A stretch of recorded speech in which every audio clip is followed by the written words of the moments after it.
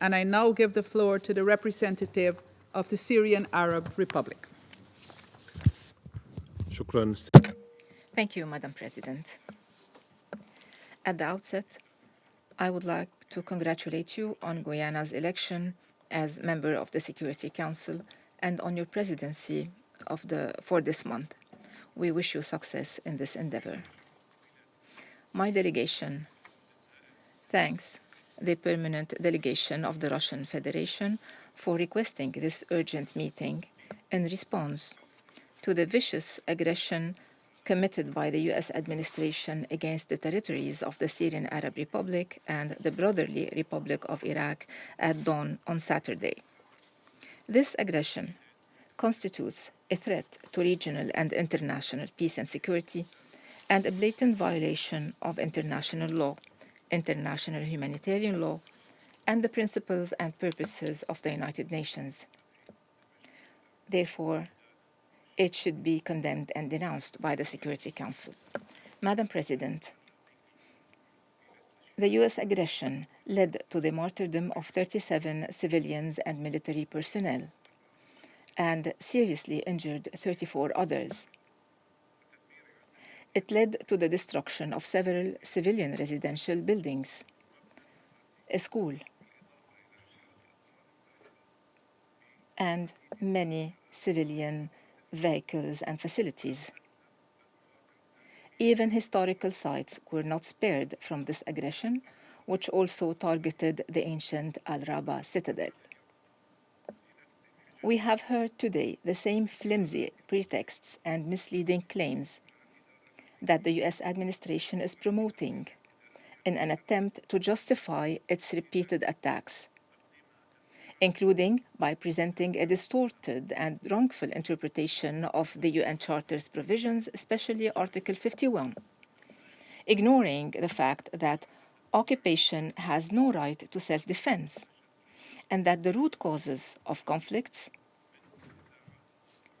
suffering, and instability in our region are the wrongful policies and the destructive policies of the United States and its blind and unlimited support for the Israeli occupation entity and the atrocities committed by Israel, including the ongoing crime of genocide against the Palestinian people for more than 120 days, alongside with the U.S. investment in terrorism by supporting Daesh and al-Nusra Front Hayat Tahrir al-Sham and other terrorist groups and separatist militias, as well as spreading chaos and destruction. Madam President, through its statements and official letters, my government has been keen to urge the Security Council to uphold its responsibilities regarding the repeated acts of aggression and serious violations of international law committed by the United States against the sovereignty, unity, territorial integrity, and the independence of the Syrian Arab Republic. Of course, one statement before the Security Council is not enough to list all the U.S. violations. Successive U.S. administrations have misused their permanent membership of the Security Council and interfered thoroughly in the internal affairs of other countries, including my country, Syria. They have formed military coalitions outside the umbrella of the United Nations and international legitimacy, perpetrating acts of aggression and occupation, exerting pressure and blackmail, collectively punishing and smothering peoples with unilateral coercive measures and inhumane, immoral blockades. Such violations impose the law of force over the force of law.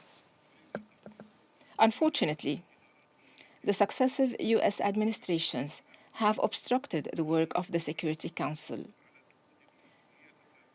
and prevented the Security Council from carrying out its primary responsibility entrusted to it by member states to maintain international peace and security.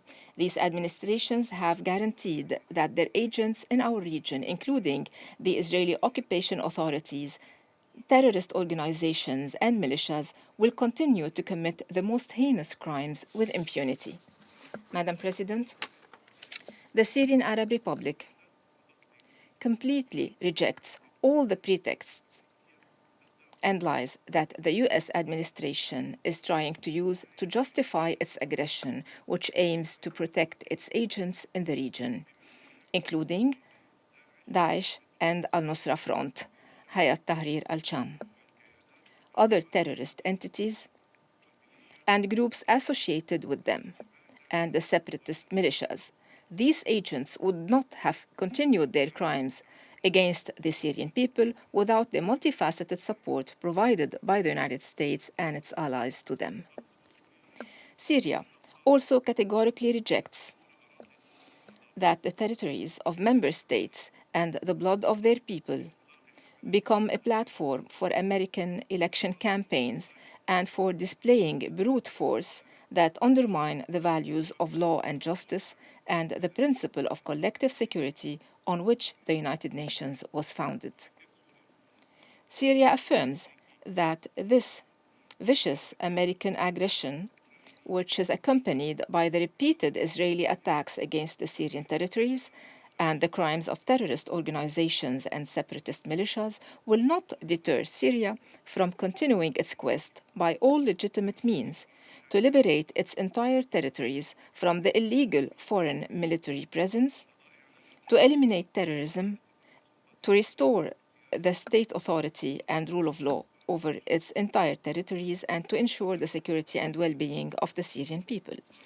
In conclusion, Madam President, my country asks the US administration to abandon its erroneous and destructive policies in the region and to end its illegal military presence on the Syrian territories, to end the suffering it is causing to Syrians as a result of its inhumane coercive measures, the plundering of national wealth, and the support it provides to terrorist organizations and separatist militias. My country also stresses that the US administration must refrain from causing further escalation in our region at a time when the overwhelming majority of the UN member states are working to stop war crimes, crimes against humanity, and genocide that the Israeli occupation authorities are committing against the Palestinian people, as well as Israel's repeated attacks on the Syrian Arab Republic and other Arab territories. Thank you, President. I thank the representative of the Syrian Arab Republic for their statement, and